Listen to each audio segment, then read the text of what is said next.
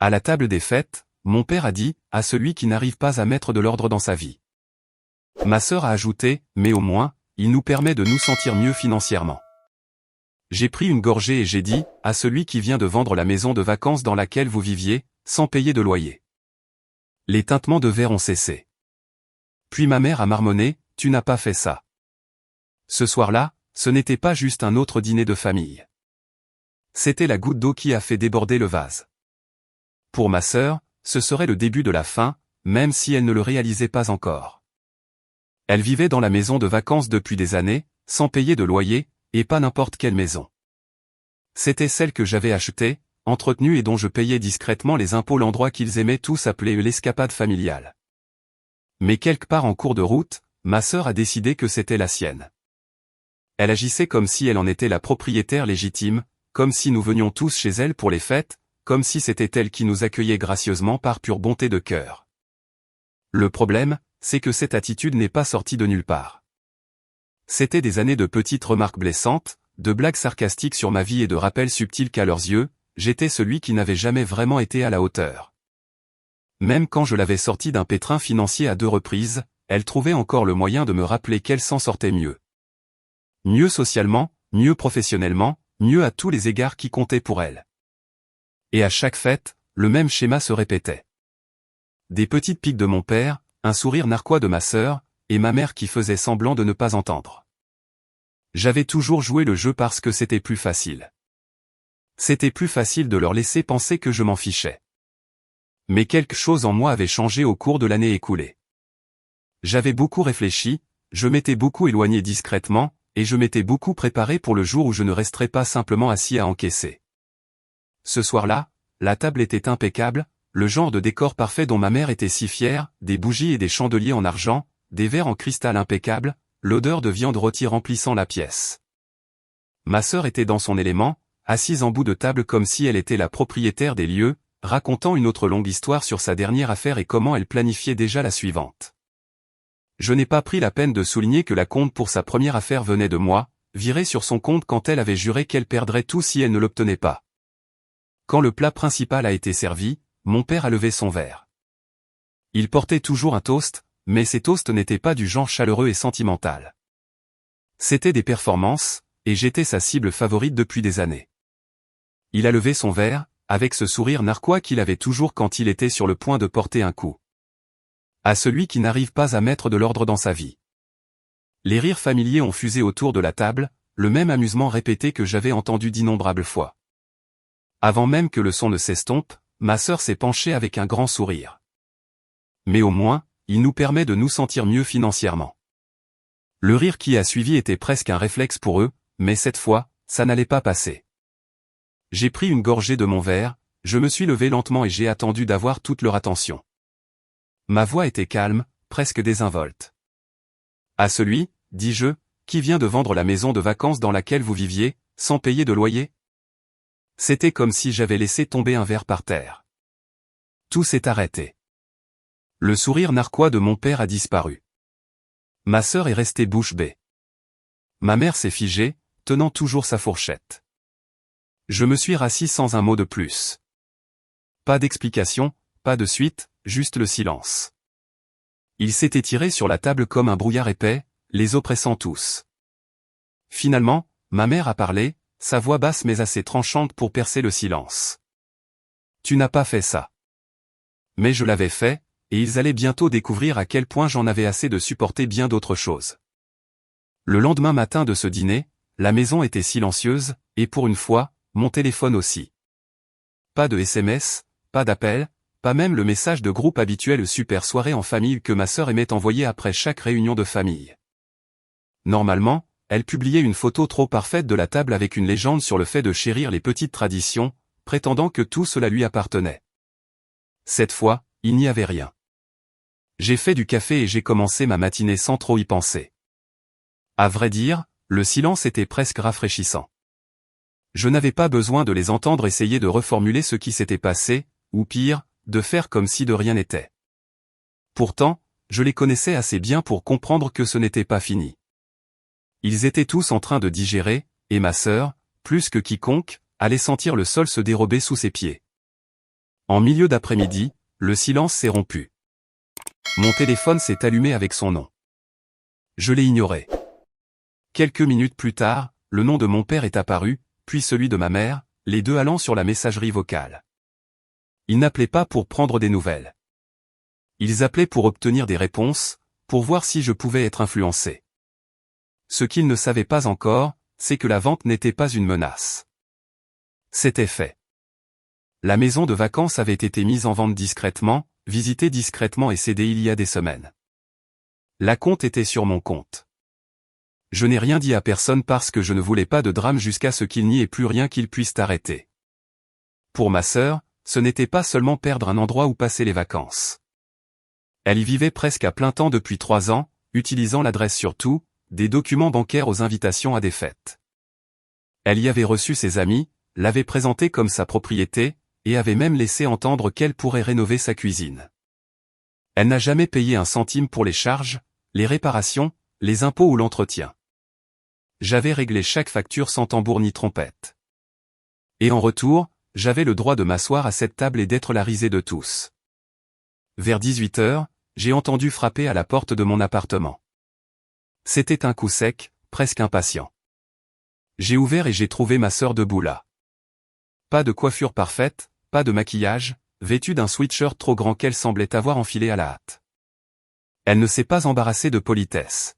« Tu ne peux pas simplement la vendre », dit-elle en entrant comme si mon appartement lui appartenait aussi. J'ai fermé la porte et je me suis appuyé contre elle, la regardant faire les 100 pas. Elle m'a demandé si je plaisantais, s'il était encore temps d'annuler, si je comprenais ce que cela signifiait pour elle. Elle parlait vite, trébuchant presque sur ses mots. Je l'ai laissée continuer, sans l'interrompre une seule fois. Quand elle a finalement arrêté, je lui ai tout dit. Que la vente était déjà finalisée. Que je couvrais ses frais de subsistance depuis des années sans aucune reconnaissance. Que la maison n'était pas à elle, ne l'avait jamais été et ne le serait plus jamais. Je lui ai rappelé que j'avais tout fait discrètement, sans attendre de gratitude, mais aussi sans m'inscrire pour être ridiculisé devant la famille année après année. Son visage a perdu ses couleurs. Elle s'est assise sur le bord de mon canapé comme si elle venait de réaliser qu'elle était dans un endroit qu'elle ne pouvait pas contrôler. Elle a essayé de forcer un rire, a dit quelque chose sur le fait que je réagissais de manière excessive, mais les mots sont tombés à plat. Elle savait que ce n'était pas une décision impulsive. C'était planifié, délibéré et irréversible. La pensée de perdre la maison ne concernait pas seulement la perte d'un toit au-dessus de sa tête. Il s'agissait de perdre l'image qu'elle avait construite, l'histoire qu'elle racontait à tout le monde sur sa vie. Sans cette adresse, sans ce décor, elle devrait commencer à s'expliquer. Quand elle est finalement partie, elle n'a pas claqué la porte ni lancé d'insultes en partant. Elle est juste partie, la tête basse, son sac sur l'épaule, marchant rapidement comme si elle ne voulait pas que quelqu'un la voie. Je savais exactement où elle allait, directement chez mes parents. Et quand ils appelleraient, parce qu'ils le feraient, ils n'appelleraient pas pour parler. Ils viendraient ici. Et j'étais prêt pour eux. Ils n'ont même pas attendu 48 heures. Le coup à la porte est venu le lendemain soir, juste après que les lampadaires extérieurs se soient allumés. Ce n'était pas un coup hésitant ou désinvolte. C'était ce genre de coup lourd et délibéré qui dit « Nous sommes ici pour régler quelque chose ». Quand j'ai ouvert la porte, mes deux parents étaient là. Les épaules de mon père étaient raides, sa mâchoire serrée. Ma mère serrait son sac à main à deux mains comme si c'était une sorte d'encre l'empêchant de dériver. Je me suis écarté sans un mot, et ils sont entrés avec cette détermination silencieuse que les gens ont quand ils pensent qu'ils sont sur le point de vous faire entendre raison. Mon père a pris le fauteuil. Ma mère s'est assise sur le bord du canapé comme si elle était prête à bondir si nécessaire. Il ne s'est pas embarrassé de banalité. « Ta sœur est sous le choc », a-t-il dit. Et franchement, nous aussi. Cette histoire avec la maison, c'est radical. Sa voix avait ce ton sec qu'il utilisait toujours quand il pensait être le plus raisonnable. Je lui ai dit que ce n'était pas radical. Que ça aurait dû être fait depuis longtemps. Je leur ai rappelé que la maison de vacances était la mienne, achetée avec mon argent, entretenue avec mon argent, et que chaque facture était passée entre mes mains. Ma mère a essayé d'intervenir, disant quelque chose sur le fait que la maison était devenue une partie de la famille, mais je l'ai interrompue. Quand est-ce que l'un de vous a payé pour une réparation ou un seul mois de charge pour la dernière fois? Elle n'a pas répondu. Le silence qui a suivi était lourd. Mon père s'est agité sur son siège, son pied tapotant contre le tapis. Il a commencé à dire que la famille reste soudée et que parfois il faut simplement s'entraider. Je lui ai dit que la famille ne signifie pas être le filet de sécurité permanent tout en se faisant moquer de ne pas avoir sa vie en ordre. La famille ne signifie pas payer silencieusement la note pendant des années pour que quelqu'un d'autre puisse vivre comme un hôte dans une maison qu'il n'a jamais achetée, seulement pour être humilié à sa propre table. La voix de ma mère s'est adoucie après ça. Elle a dit que peut-être les choses avaient été mal comprises, que peut-être il n'avait pas toujours montré assez de reconnaissance. Elle a utilisé le mot peut-être comme si cela pouvait adoucir les angles de tout ce qu'ils avaient fait. Je ne l'ai pas laissé passer. Je lui ai dit qu'il n'y avait pas de peut-être à ce sujet. Il m'avait pris pour acquis, et pas seulement une fois, mais comme une façon de fonctionner. Ils ne l'ont pas nié.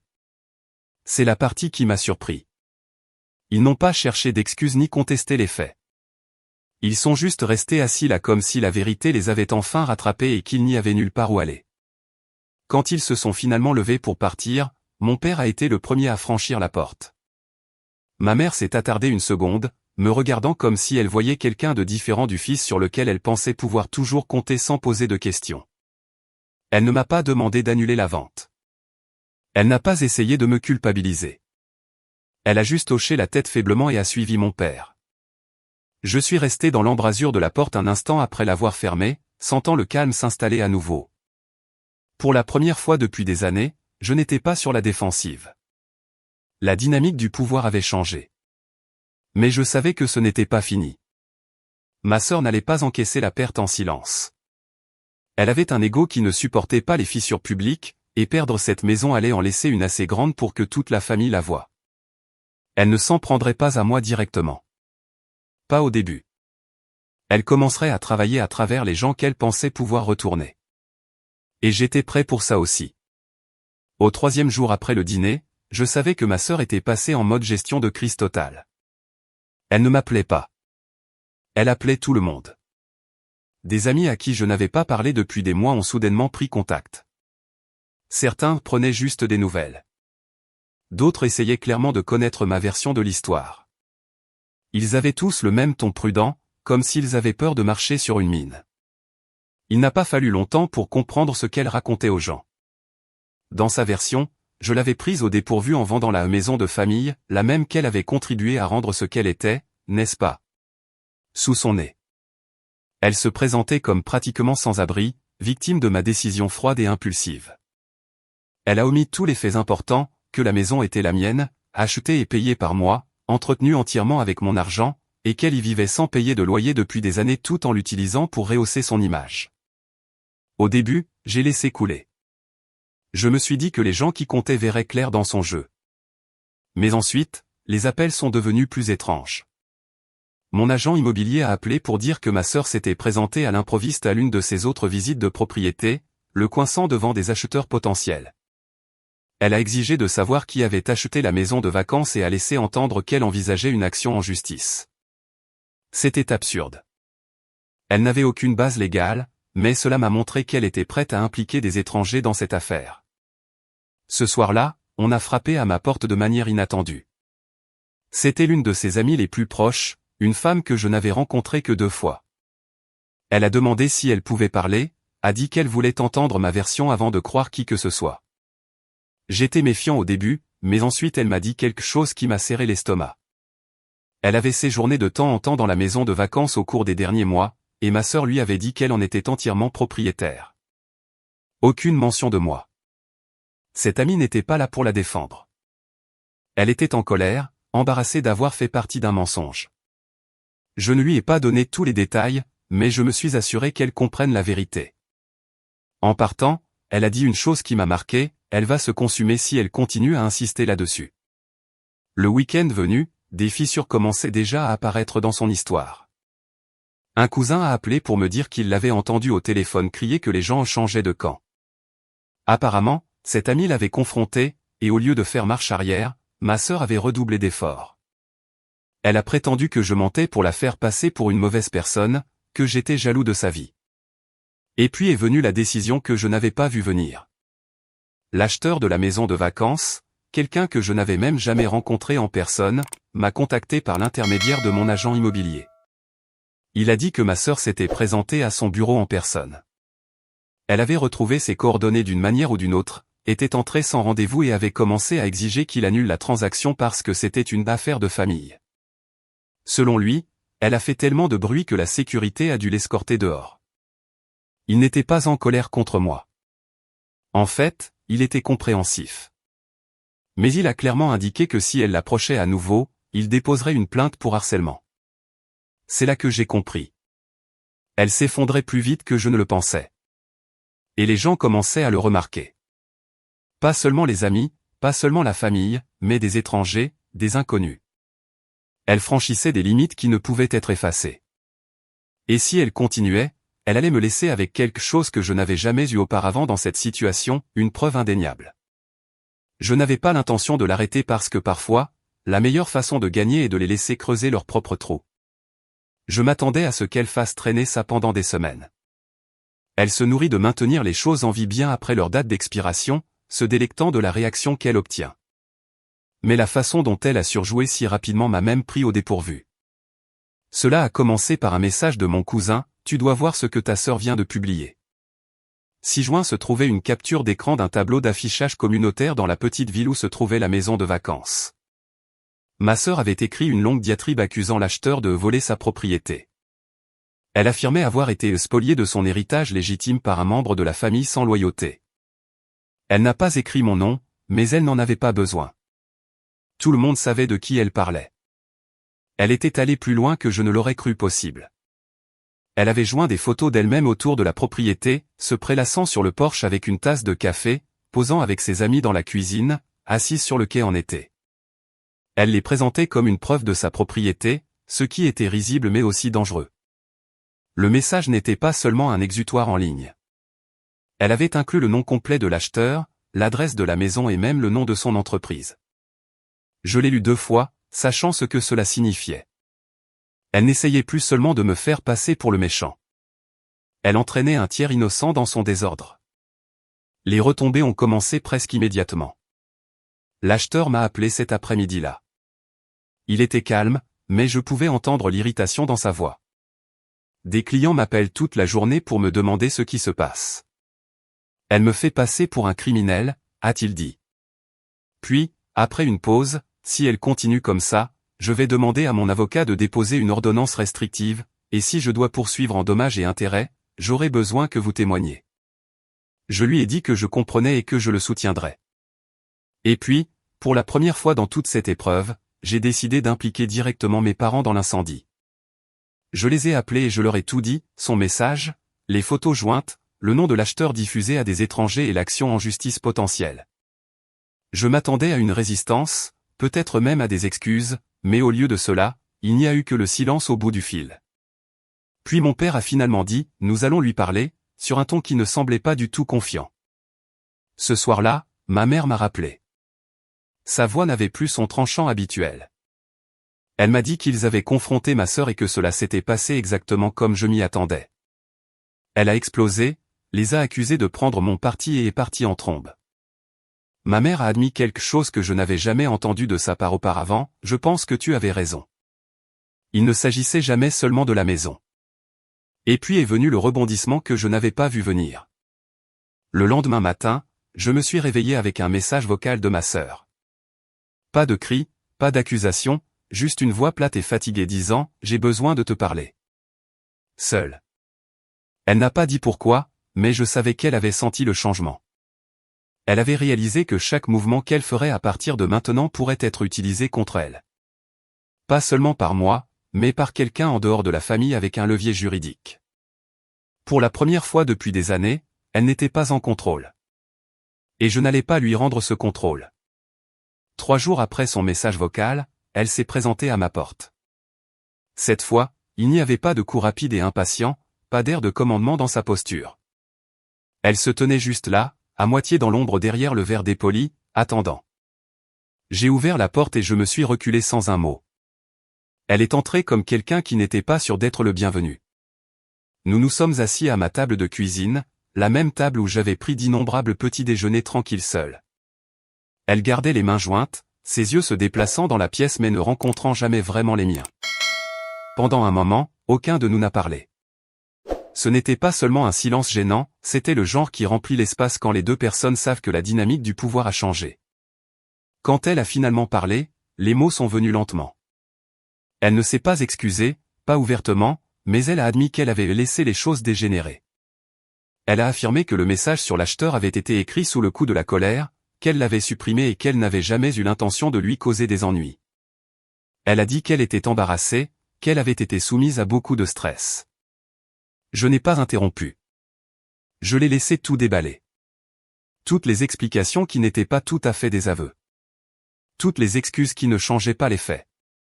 Quand elle eut terminé, je lui ai dit clairement ce qui allait se passer à l'avenir. Plus de faveurs financières tacites. Plus des emprunts qui étaient en réalité des appropriations. Plus de vide en quoi que ce soit que je possédais. Si elle voulait quelque chose, elle devrait le payer elle-même.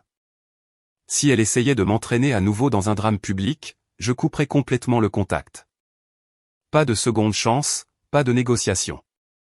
Elle n'a pas discuté. Elle n'a pas essayé de m'amadouer avec une blague ou de retourner la situation contre moi comme elle le faisait habituellement. Elle a juste hoché la tête une fois, les yeux fixés sur la table comme si elle ne pouvait pas supporter de me regarder en étant d'accord. Quand elle est partie, j'ai fermé la porte et j'ai pensé, ça y est. C'est fait. La maison était partie. Mon rôle de banque silencieuse de la famille était terminé, et elle avait été forcée de faire face à des limites qu'elle ne pouvait pas contourner.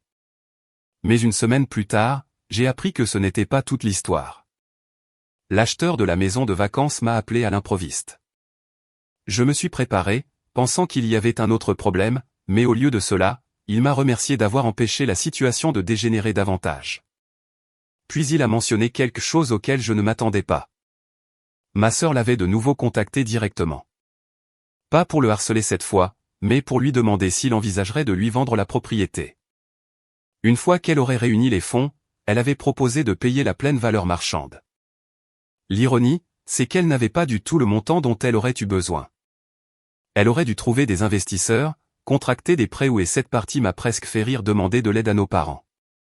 Je pouvais déjà imaginer les conversations, la gymnastique mentale qu'elle utiliserait pour se présenter comme la propriétaire légitime se battant pour récupérer ce qui était à elle. C'est là que j'ai réalisé qu'elle n'avait pas appris la leçon que je pensais qu'elle avait apprise. Elle n'allait pas de l'avant.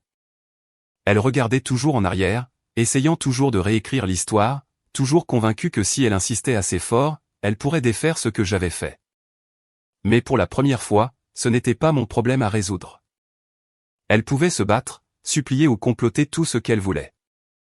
Je n'en ferais pas partie.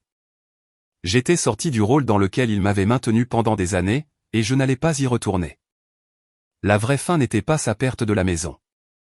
C'était moi qui abandonnais le rôle que j'avais joué en la favorisant pendant si longtemps. Et dans le silence qui a suivi, j'ai réalisé quelque chose auquel je ne m'attendais pas. Ce n'était pas de la colère ou de l'amertume que je ressentais. C'était du soulagement. La mise à jour. 2 semaines de calme. Pas de SMS, pas d'appel, pas de message de groupe narquois de ma sœur, pas de nouvelles de la famille de la part de ma mère, pas de demande voilée de faveur. Au début, cela semblait étrange, comme si le silence n'était que la pause avant une autre manche. Mais au fil des jours, j'ai commencé à penser que c'était peut-être vraiment la fin. Puis, un jeudi matin gris, mon téléphone a sonné. Le nom sur l'écran m'a serré l'estomac. C'était l'acheteur de la maison de vacances. Je pensais que c'était quelque chose de mineur, peut-être une question sur la réexpédition du courrier ou des détails d'entretien restants. Mais ces premiers mots ont dissipé tout sentiment de calme que j'avais accumulé, je pense que vous voudrez entendre parler de ça. La veille au soir, ma sœur avait été aperçue de retour dans la ville où se trouvait la maison. Elle ne l'a pas appelée, n'a pas frappé à la porte, n'a pas demandé la permission. Au lieu de cela, elle est allée directement sur la propriété. La maison était principalement vide, il était encore en train d'emménager mais cela ne l'a pas arrêté. Elle a d'abord essayé la porte arrière, tripotant quelque chose dans sa main. Comme elle ne s'ouvrait pas, elle a fait le tour, regardant par les fenêtres, testant la poignée de la remise. Les voisins l'ont reconnue instantanément. La plupart d'entre eux me connaissaient comme le propriétaire depuis des années, et quand ils ont vu quelqu'un tourner autour de la propriété après la tombée de la nuit, ils n'ont pas hésité. L'un d'eux a appelé la police et leur a dit qu'elle était la parente du propriétaire précédent mais qu'elle ne devrait pas être là. Un autre voisin qui avait une caméra de sécurité tournée vers la cour a filmé toute la scène.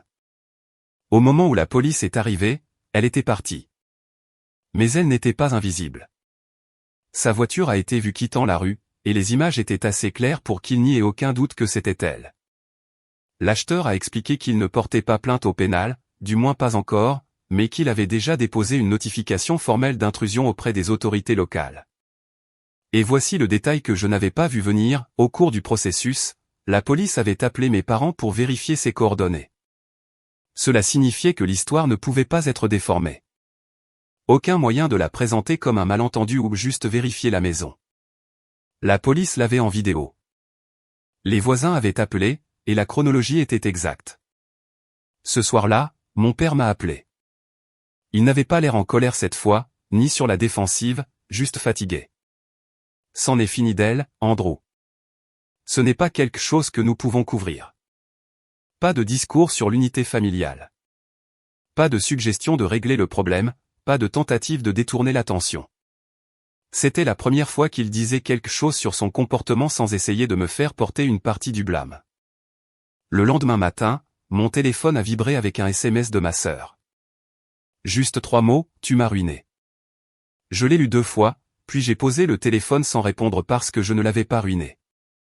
Elle l'avait fait elle-même, étape par étape, décision par décision, convaincue qu'elle pouvait tourner chaque situation à son avantage. Tout ce que j'avais fait, c'était d'arrêter de jouer le rôle qu'elle m'avait écrit. Et c'était la rupture finale. Plus d'obligation.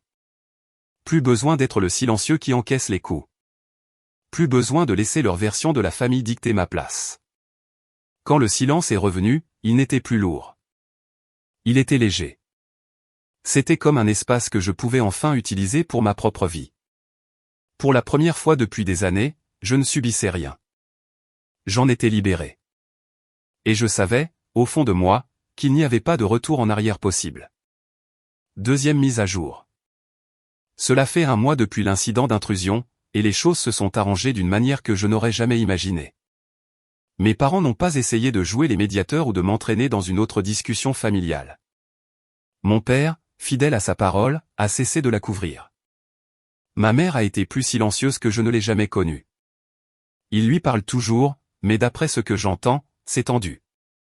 Elle squatte les canapés de ses amis, essayant de convaincre quelqu'un de soutenir son idée de récupérer la maison. Personne ne mord à l'hameçon. L'acheteur a fini par passer à l'étape suivante. La semaine dernière, il a déposé une ordonnance restrictive formelle contre elle. Je n'ai pas été obligé de témoigner. Le rapport de police, les déclarations des voisins et les images de sécurité ont suffi. Mais la date du tribunal est arrivée et passée sans grand bruit. Elle ne s'est même pas présentée. L'ordonnance a été rendue en son absence, ce qui en dit long sur sa situation actuelle. Voici la partie à laquelle je ne m'attendais pas. L'acheteur m'a appelé par la suite, non pas pour parler d'elle, mais pour me remercier. Il a dit quelque chose que je n'ai pas pu oublier, il est rare que quelqu'un coupe les ponts avec ce genre de drame avant que cela ne le détruise. La plupart des gens ne savent pas quand arrêter de payer pour le chaos de quelqu'un d'autre. C'était étrange d'entendre cela de quelqu'un qui me connaissait à peine, mais cela a eu un impact que les mots de ma propre famille n'avaient jamais eu. Quant à ma sœur, la dernière nouvelle que j'ai eue venait d'un ami commun. Elle dit aux gens qu'elle repart à zéro dans une autre ville. Je ne sais pas si c'est vrai ou juste une autre version de son histoire. Je ne m'en soucie pas assez pour le savoir. Ce que je sais, c'est ceci, je n'ai pas seulement vendu une maison. J'ai vendu le dernier lopin de terre sur lequel elle pouvait se tenir tout en me rabaissant. J'ai fermé la porte à des années passées à être le filet de sécurité, le plan de secours, le pourvoyeur silencieux qui était pourtant toujours la blague de la famille. Maintenant, ma vie est calme. Le genre de calme qui ne ressemble pas à l'attente du prochain coup. J'ai retrouvé mes week-ends, la tête claire, et mon argent va à des choses qui comptent vraiment pour moi. Je pense que la surprise finale dans tout cela, c'est que je ne suis plus en colère. Pas contre elle, même pas contre mes parents. J'en ai juste fini. Et pour la première fois depuis longtemps, cela ressemble à une victoire.